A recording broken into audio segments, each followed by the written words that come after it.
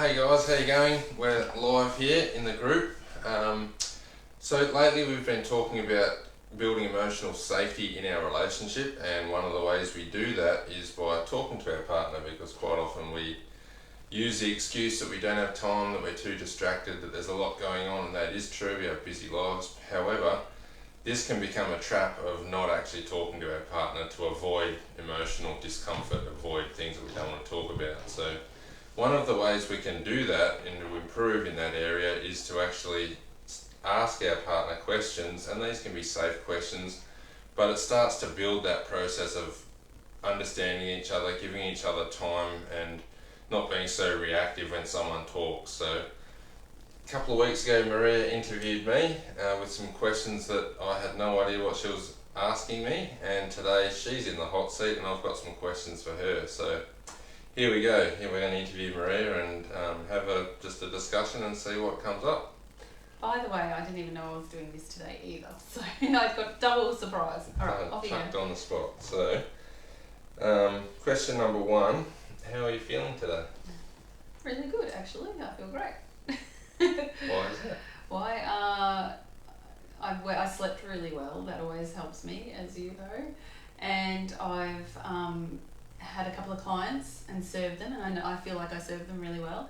And I've also been to the gym and done a workout. So I've done something for myself, and then you and I are having a bit of time together. So I love time when I feel good, when I feel like life is balanced for me, where I'm hitting a few targets, you know, like I'm doing my that's what makes me happy. Yeah.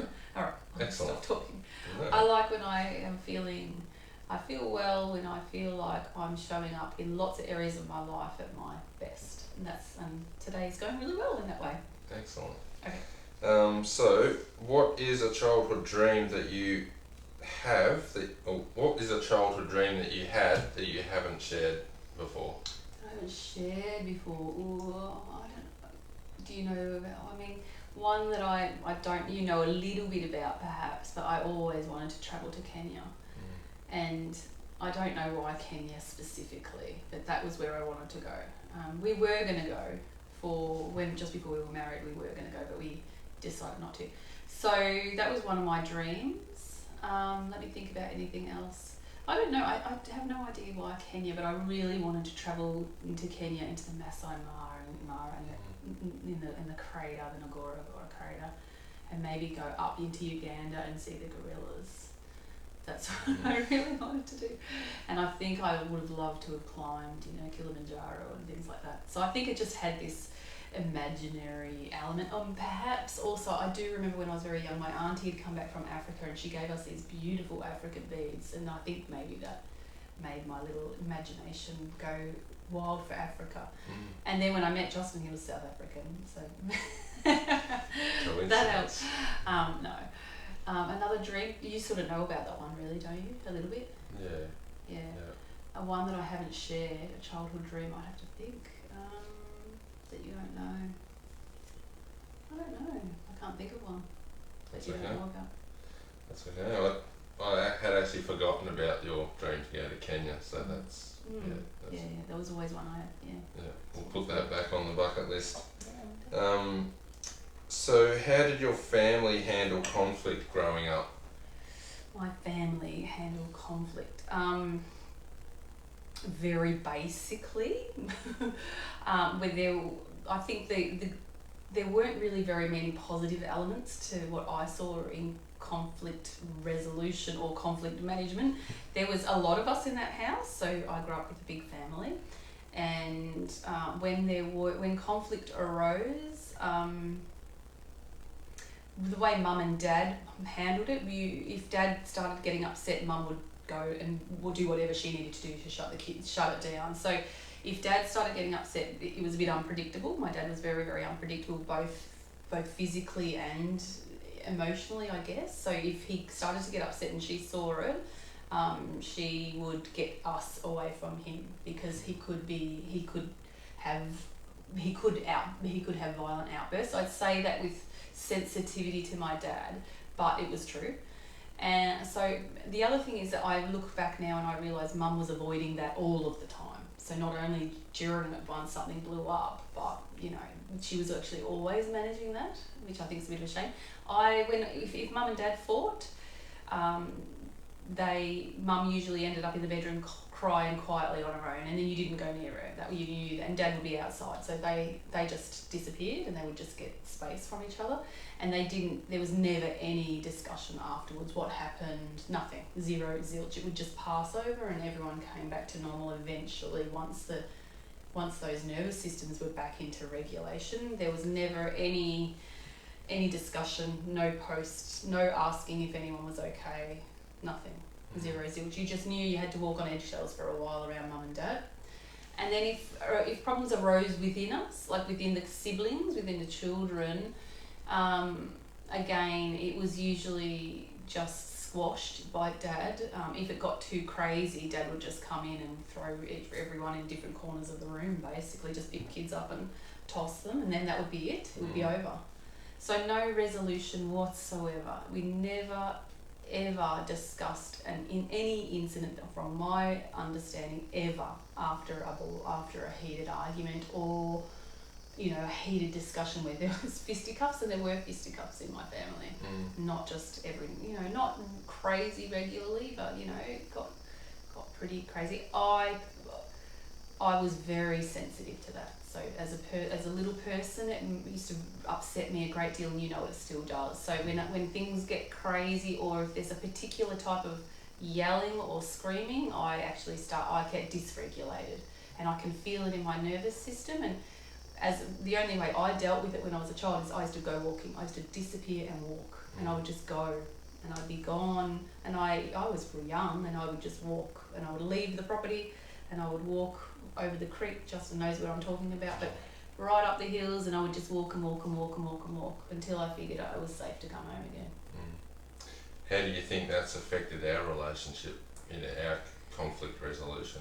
I think in the early stages of our relationship, I think this is the way it's impacted me my entire life, really, in many ways, is that I would do anything to avoid a conflict. I don't like upsetting people. I don't like conflict. So that comes with its challenges, because that doesn't avoid the problem. You don't solve the problem by avoiding the conflict. So I think I've pleased a lot, and I've controlled and manipulated and been passive aggressive in the early, when I've been less mature.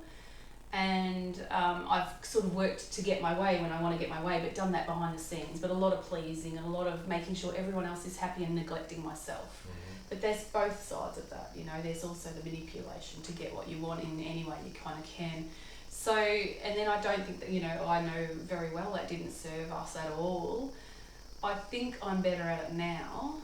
I think I'm able to stay calmer now. I think I'm able to be a bit more rational, and we sort of take that break. I think I'm getting a lot better with you.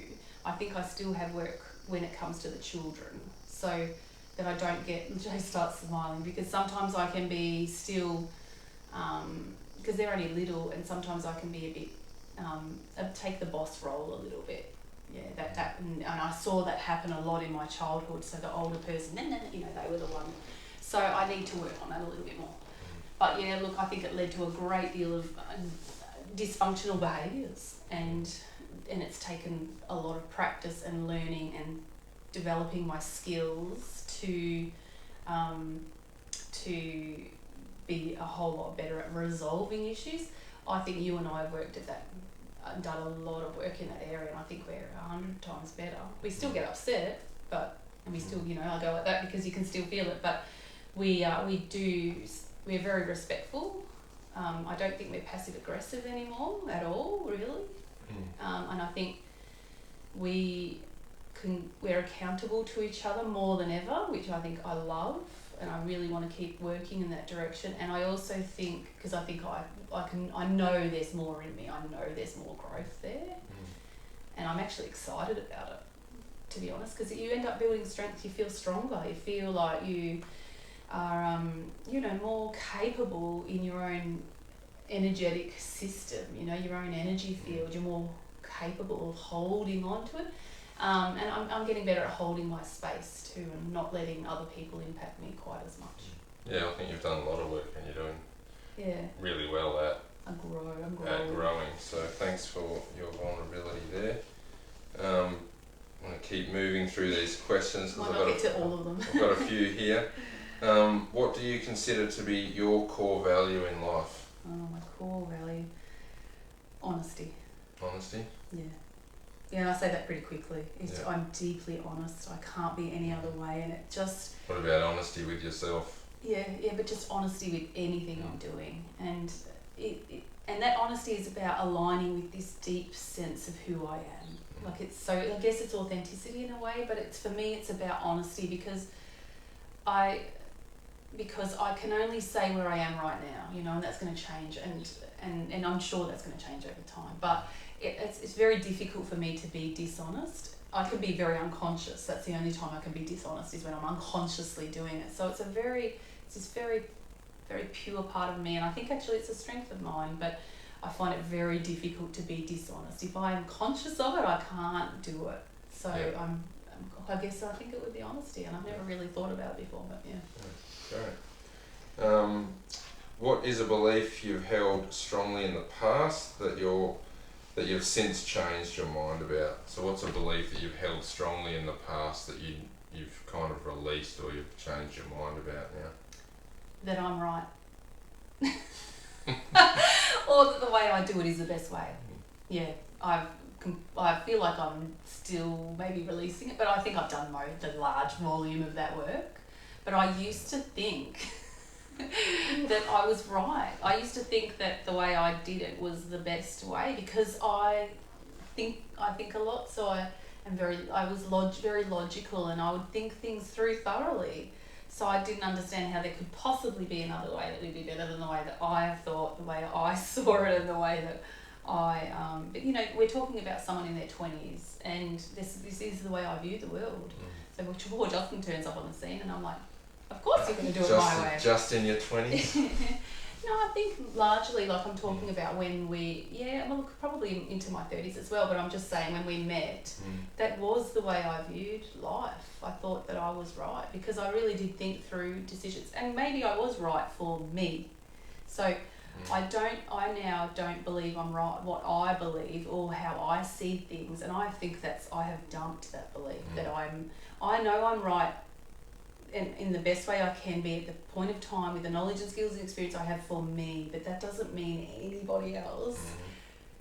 It's right for anybody else actually, but it might be and it might not be. Yeah. I can see you've dropped that self-righteousness too, that it's right for you, but you no longer project that onto other people. Yeah, not at all. Yeah, absolutely. I see that. How would you spend your time if money was no object? If you had no financial concerns, what would you do with your time? Well, that's a good question. This is a nice answer because a lot of the same, to be honest. Maybe we would travel a bit more. That would be dotted in between. I'd love to do a bit more travel and travelling around, and I'd love to stay in touch, physical touch with friendships that we have that are further afield, like see friends. We've got very good friends in Canada, and I would just love to see them, and extend ourselves to family abroad that we both have. And that would be one thing that I would add as an element into my life. I would love to do more of that and see some of these places that you and I talk in the family dream about. So more travel, but on the whole, on a day-to-day basis, I would do, the one thing I would do less of is less house cleaning. Less cleaning. I'd love to have a gardener to help us out in the garden. So I'd have a few more people, and a bit more support would be nice. I would love a bit more support. So that you could do? So that I could just spend more time, be a bit more relaxed and do things more slowly. Slow down is one thing I would love to do. Okay, great. Where are we here? If you could master any skill instantly, what would it be and why? Pottery, or wood turning, just because I just think they're beautiful processes of working with something that comes out of the earth and creating something new. You're very present. It's a meditation, but it's artwork and it's creative. And I think I would love to do that. And I think wood, I love timber and I love wood. So working with it and learning about it as you go. And of course, pottery's been one of the loves in my life. Not that I do a great deal of it, but I love it. And working with clay and different forms and learning how to fire it and all of that aspect and being really creative, and maybe not creating anything of worth or value, but being creative for the sake of creativity. Yeah, I would love that. Yeah. And I'll add that onto that other question. If I had endless pots of money, maybe I would do a bit more of that. Yeah, great. So this is the last question. Good. What is the most intimate, non-physical experience we've shared, in your opinion? So the most intimate, non-physical experience we've shared. Oh, that's a really good question. I need a little bit of time to think about it. Most intimate, non-physical. Well, one of them was actually when it was physical in so far as we were touching, but there was an experience I had with Justin where we were touching, but not in a sexual way. It wasn't, we weren't necessarily kissing or doing anything like that, but we were chest to chest. And I had a sensation that I hadn't ever experienced before, where I get a little bit teary because I can get a bit teary, I just felt this incredible energy that we shared. It felt like one energy. It felt like it wasn't just mine. I knew your energy felt like our energy fields merged. I can't explain it in any other way and it came through my heart space. And it was a pretty amazing, incredibly intimate experience, and it was very timeless. It didn't seem to have a beginning or an end. It just was there, and then, and it was very, it's still to this day as an experience where for me, that's why our union was sacred, because I'd had this experience with you. There was something beyond that came through that I felt that we shared in that moment that was energetic, as opposed to, it was almost like this familiarity. I know who you are in that moment. Yeah. It was like a knowing on a whole nother level, and I just don't, so for me, incredibly intimate. And we were close. But we were chest to chest. Yeah. Yeah, I remember that. Yeah. And I agree. That's still one of my most intimate moments too. Yeah. Because it set the foundation. Feels like it set the foundation for our relationship. Yeah, I think it did. A depth there that was unexplainable. Yeah, and interestingly, even though we've been through such a difficult time where we lost our way in so many ways, but we're actually coming back to that knowing of that our relationship was sacred. And we're even using those words again to define our relationship and so for everyone that doesn't know us, it's from we hit a place in our relationship where we were contemplating ending it. Well, not just contemplating, we were closing a chapter of it, really. We separated. Yeah, and we are now to come back into this place where we're viewing our relationship as sacred again, coming from that same energy, I guess, is really nice. It doesn't mean it's easy, but for me it feels really nice. So that's my most intimate memory. Beautiful. That's all I have for you. Thank you. Thanks for being open and vulnerable. And no problem. Yeah, relationships can be healed, and we just need to put in some time and effort and energy into understanding, and that's what we're all about. That's what we do in our life for ourselves to rebuild our relationship and keep it strong, and that's what we love helping others to do. So thanks. No worries. Thanks for showing up vulnerably. Thanks Guys. for being with us. Bye.